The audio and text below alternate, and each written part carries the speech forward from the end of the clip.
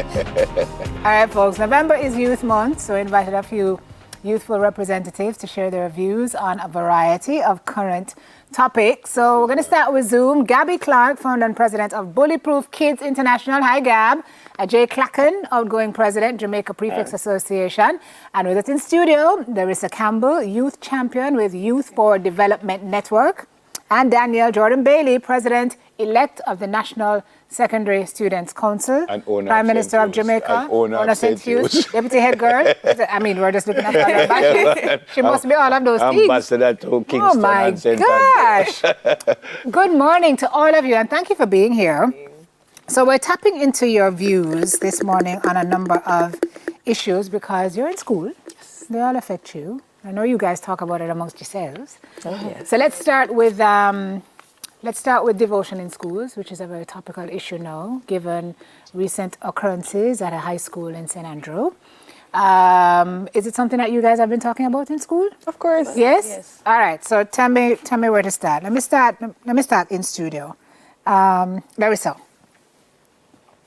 Okay, so my view is devotion is something that I grew up to see. From basic school, we always have devotion, something that we look forward every morning to see. So my opinion is that when having devotion, that we keep it a little bit simple. So like what happened in Oberlin, it could have dealt with in a little smaller environment.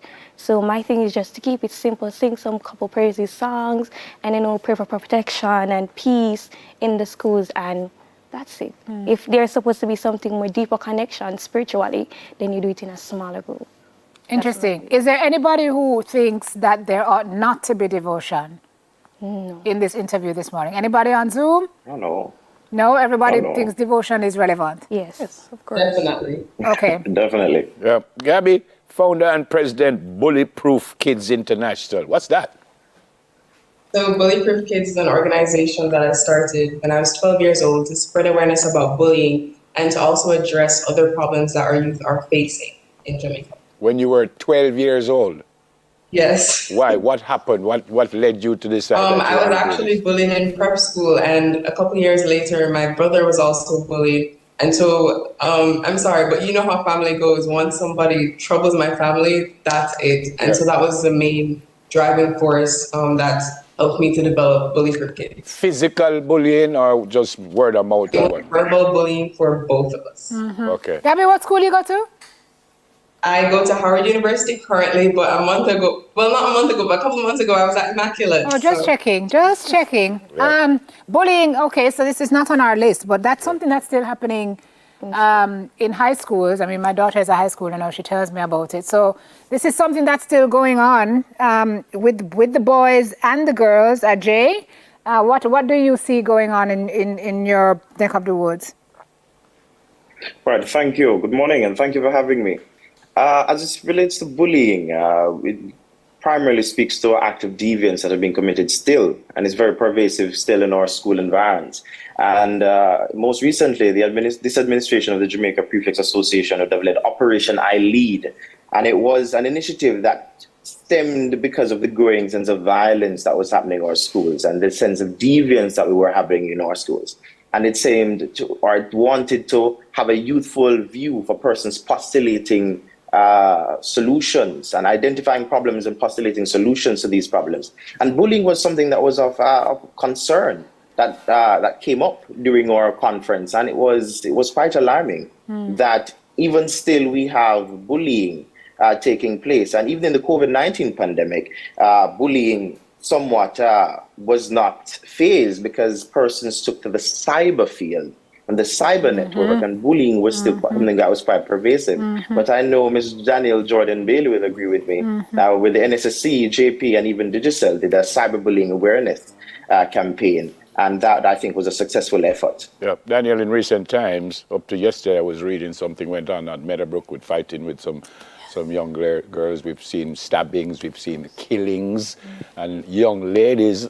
You don't normally see that. You hear the boy them going like, and what happens at your school, and Why? Why? Do you have any idea why this seems to be just jumping at us now? Well, I don't think it's a situation where it's jumping at us. I think it's a situation where the society is able to access it more because people are now taking it to their phones. So prior, fights used to go on and people used to keep it within the school community. But now, as soon as somebody say, somebody take out their phone, it's like, okay, what's going on? Let me join the circle of people. Yeah, but Daniel, I've never heard of a young lady killing another young lady. It's something that's not social media. It's new and it's new and it's disheartening because it's like violence is something that has plagued our society for so long. So it's not, violence doesn't affect you with the exception of your gender. It affects all genders and all sexes. So you're not surprised that you've seen young ladies getting involved in? It's sad that it's not surprising because...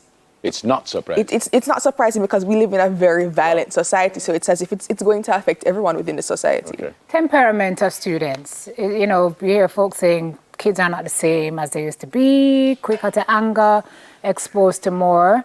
A lot of people think that the music has a role to play in that. So I'm going to go to you, Gabby, and ask you what you think about the influence of music, particularly dancehall music, on the behavior, maybe rap music too, music generally, on our students, on the behavior of our students, and also, especially in light of this ban recently by the Broadcasting Commission as to what ought to be played and not be played on the radio. What are your thoughts? So, when we see violent behavior in our society, and it mimics what's produced in our music, it's very easy to conclude that the music is affecting our youth, which is the truth. It is the truth. But I think we live in a constant cycle where the music portrays the reality of our situation, and in return, reality then the music then enhances or amplifies what's going on. And also, I think I do agree that the ban might be necessary because the violence has gotten to a point where we can no longer stop it using the simple programs that we usually instill. And also, we need to understand and to grasp the power of music. There's a reason why with babies, we use the ABCs, we sing to them so that they can remember. And even as teenagers, we use music to cope, so we need to be careful of what we consume and ingest. And also as adults and as performers, we need to be careful of what we produce and what we push to our youth because it does affect us, it does influence our behaviors, our actions, and our thoughts. And in return, we have a violent society or a society that's obsessed with sex or drugs or scamming. So it's really important that we be careful what type of music that our children are listening to. And I hear all that. Larissa, what makes you who you are? Because young people get a hard time fighting at school, thump down everybody, down the schoolwork. So how come you didn't go that way? What makes you who you are? I guess it's my my mother. My mother is somebody that pushed me towards the good things. So she got me in the police youth club. And because I'm exposed to different environment, I thought that way is not the way that I want to go. I see my family and the struggles that they have, and I want to be better. I want to be the person who is going to be a generation precursor. I want to be better. So I think that way is going to lead me into the path of destruction, and I don't want to continue that way. It brings peer pressure into sharp focus, eh? Because Gabby's talking about music listening to and drugs. I mean, we hear about Molly in schools and right. So many other things that just make me very scared. Is it that this is a more difficult time in terms of peer pressure for students, you think, Dans, than previously because of everything that you guys are exposed to? Of course, and it also has to do with the fact that the strength of the family unit isn't as strong as it used to be anymore, and the strength of the community, Back then, I used to hear used to tell me that if somebody did something on the road, village, and it takes a village. If someone did something on the road and their parent wasn't around, if somebody else saw it, I would say, I'm gonna tell your mother, let me see you XYZ. But nowadays, it's like see and blind. So they see a child or a student or an adolescent doing something, and it's almost as if they keep a blind eye to it, and they don't even take the initiative to to intervene. Well, a lot of them are afraid to intervene Right. because Which you're is going to get true. told about. Which is true. Yeah. And that also goes back to the fact that, you know, the family unit isn't being as strong as it used to be in terms of socializing their children, to have manners, to be respectful towards others. Because in other situations now, it's very hard to communicate with the youth because they're not going to respond to you in a respectful manner. And I can understand as an adult, you wouldn't want to be jumped upon by someone for trying to help them. Right. Ajay, final thoughts from you, sir. What do you tell the youngsters? How do we come out of what we're hearing? Molly and fights and knife and gun. What do you tell them? What I tell them is we need to really do a form of self-evaluation. We need to look at management and self-awareness, and we need to look at the vision we want for ourselves. Where do we see ourselves in 10 years? What is our purpose on this earth? What do we want to achieve? And how do we achieve it? The path of mollying and the path of all of these illegal substances and what we put in our bodies, we have to reach a point where if we realize if we put garbage in, then we'll only get garbage out. All right. It's a school for thing for thought. Thanks, guys. Thank you so much. Great thoughts. Great to have you all. Good luck at Howard University, ma'am. She gone? Must be. No, I'm here. Oh. I said good luck at Howard University, Gabby. Thank you so much. Have some fun. And Ajay, great to see you guys, and thanks for coming in.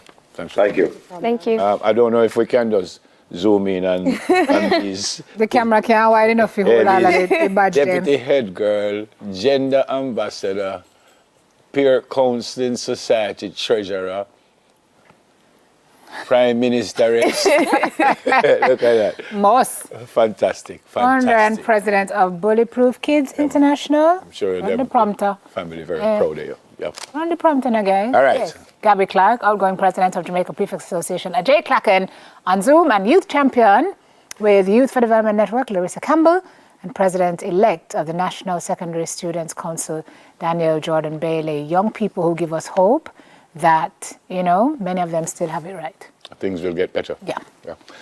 All right, we're going to take a break. Thanks again, guys. We're going to take a break. After we come from the break, a cultural tour of the greatest town in life, Kingston Town. We'll soon come.